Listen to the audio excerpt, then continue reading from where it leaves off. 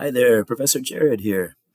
So, our fourth module in 182 is a bit of a history lesson, but we're not going to be talking about the American Revolution or the Renaissance, the Greeks.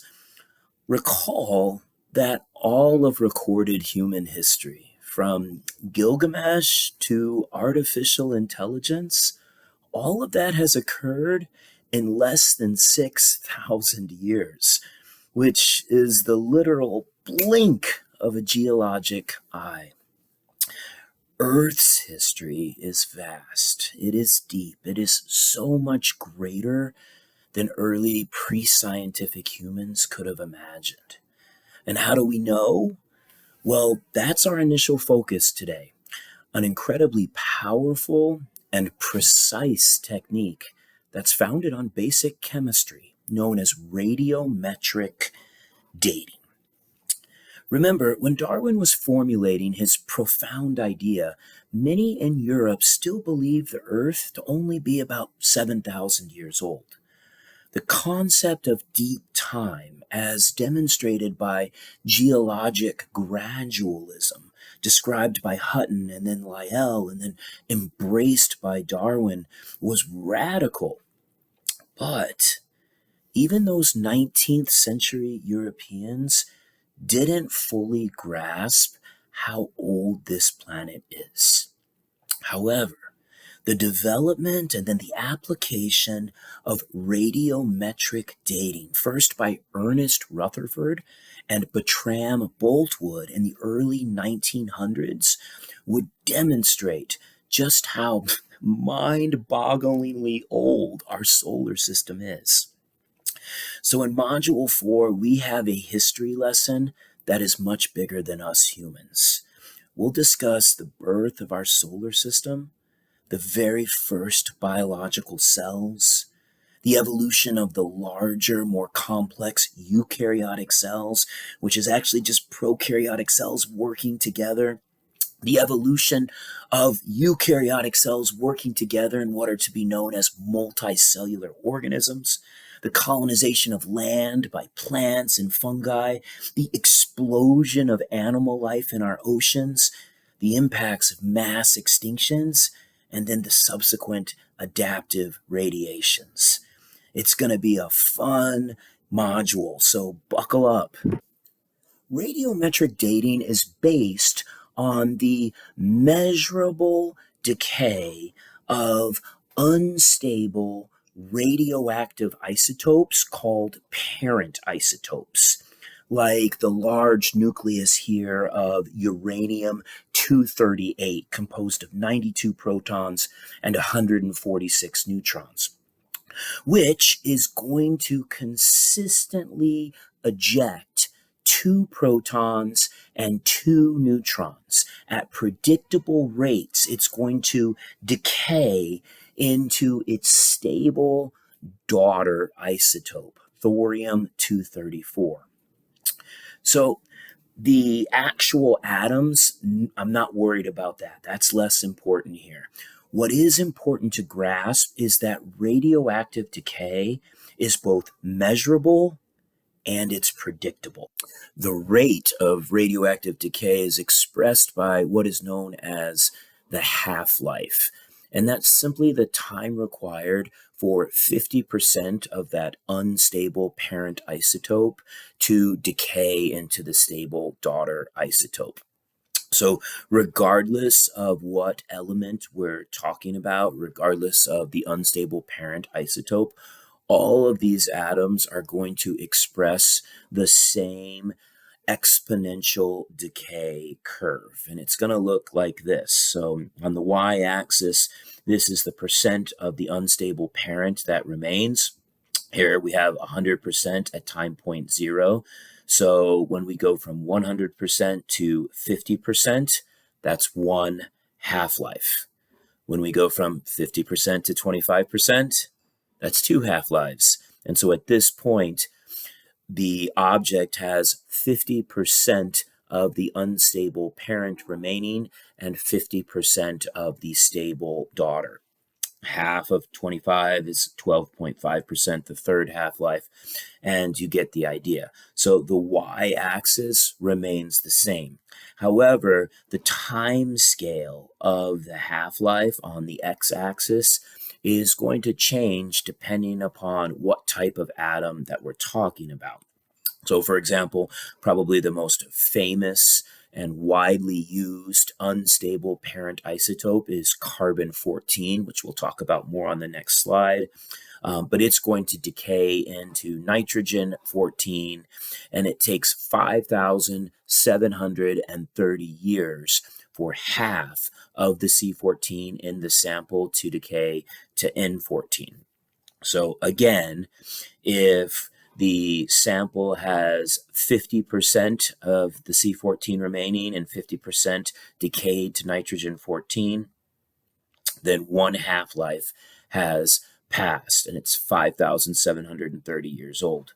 Similarly, if 75% of the C14 has decayed, then two half-lives have elapsed, and the sample then would be approximately 11,460 years old. So that said, so C14 has a relatively short half-life compared to some of these other elements. So we've talked about uranium. There's both uranium-235, which is going to radioactively decay in a series of steps to lead-207 with a half-life of 710 million years.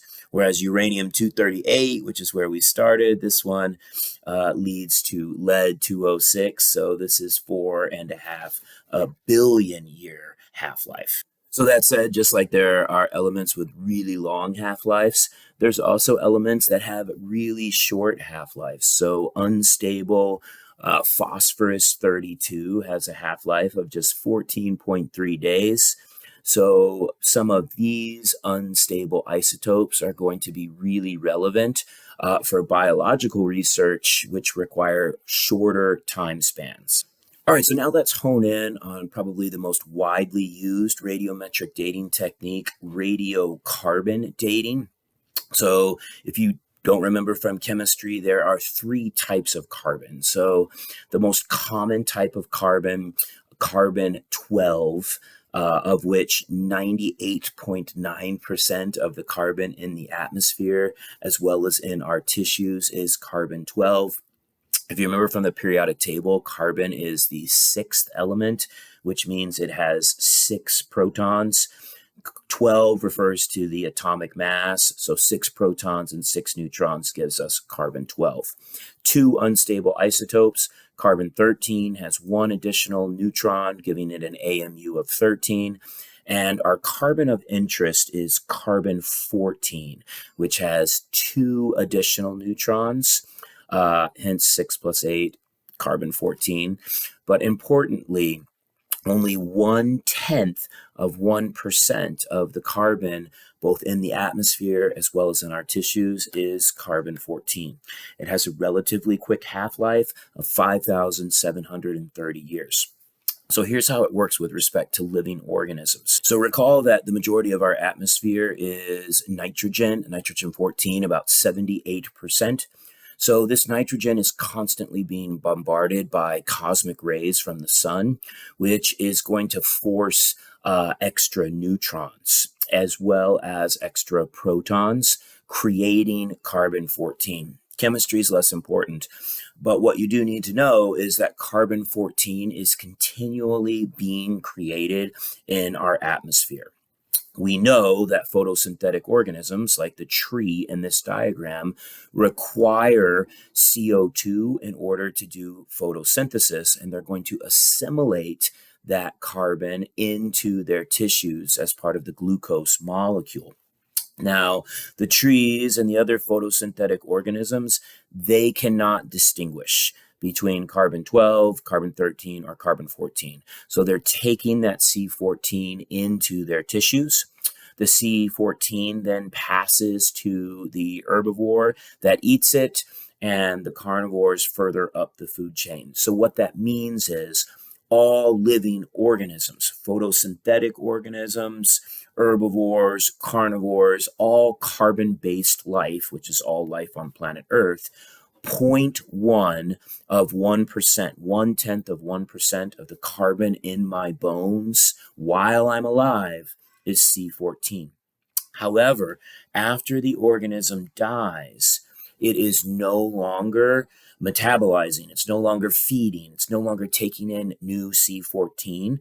So that C14 then is locked, that's 100%, and then it's going to predictably and measurably decay, right, at regular rates.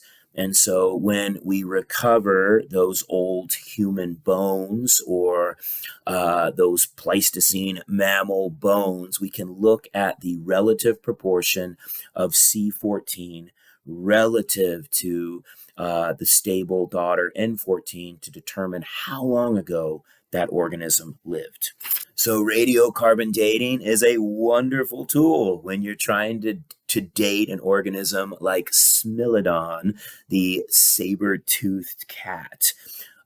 This particular one happens to date at 11,500 years old, so approximately 2 half-lives have elapsed. So the Smilodon here came from the La Brea tar pits, which is in downtown Los Angeles. And if you have not been, take an afternoon and go check it out. It is so cool. The tar is literally still bubbling up from the ground. But the La Brea tar pits, for thousands and thousands of years, tens of thousands of years, served as this natural pit trap where animals would get stuck in that gooey tar and not be able to free themselves. It's super cool. So there are woolly mammoths and mastodons and saber-toothed cats. And there's one wall that has dozens, 30, 40, 50. There's a bunch of dire wolf skulls, which is really cool. So just to reiterate how scientists are arriving at these estimates. So the Smilodon, when it was alive, it was still assimilating unstable carbon-14. At death, it had 100% of the C14 in its bones. After 5,730 years, it's lost 50% of that C14. And by approximately 11,500 years, it's lost 75% of the C14. Another really cool specimen that was radiocarbon dated. So this is Otzi, the Iceman. He was recovered in the Italian Alps in 1991. Some backcountry skiers found the body. They thought it was somebody who had been lost, reported it to authorities. They get it out. It turns out that this is a Paleolithic hunter. Right. So Otzi dated at 5,300 years old. But what's even more interesting, Otzi had defensive wounds. So his right hand was badly injured from grabbing a sharp object, likely a knife. And then the other crazy part is Otzi had an arrowhead lodged in his left shoulder. So this was probably a case of homicide. Talk about a cold case, right? And this is really remarkable. This is Lubya, the woolly mammoth calf. Lubya is the name of the little community in Siberia closest to which she was discovered. She was discovered by some snowmobilers who bring her back to the town, and they don't really understand the significance of what they have. Lubya goes to the local shopkeeper, and he puts it out in front of his shop as like a display. Researchers are moving through Siberia. They hear about this baby woolly mammoth, and when they go to Lubya, they find that stray dogs, feral dogs, have chewed off the ear and the tail. Those are priceless chew toys. But this is a really complete mammoth specimen, and it dates at 41,800 years. So, radiocarbon dating is a wonderfully precise tool for dating organisms that died less than 50,000 years ago. But beyond that, there simply is not enough C14 remaining in the sample to make estimates with reasonable confidence. Thus, when we're thinking about like really old things like a Tyrannosaurus rex here, there is just not going to be enough C14 in dinosaur bones to measure. So scientists are going to need an unstable isotope with a much longer half-life. So typically they're going to look at the decay of potassium 40 to argon 40. Again, the elements you're not going to be assessed over. What you do need to know is that these unstable isotopes are going to decay predictably and measurably. The other point that I want to make really quickly is that scientists, when they're looking at dinosaur bones or really old objects, they're not actually dating the bones themselves. Those have mineralized. What they are going to do is they are going to date the layers of volcanic ash on either side of the fossils. Remember, these are sedimentary rocks, and they're laid down regularly, but then we have these volcanic eruptions, which are going to put this ash throughout the sedimentary rock. Really, really cool because you can look at the potassium 40 relative to the argon 40 in that volcanic ash, and essentially you can get time span. So for example, these trilobites, we know that they lived sometime between 520 and 545 million years ago.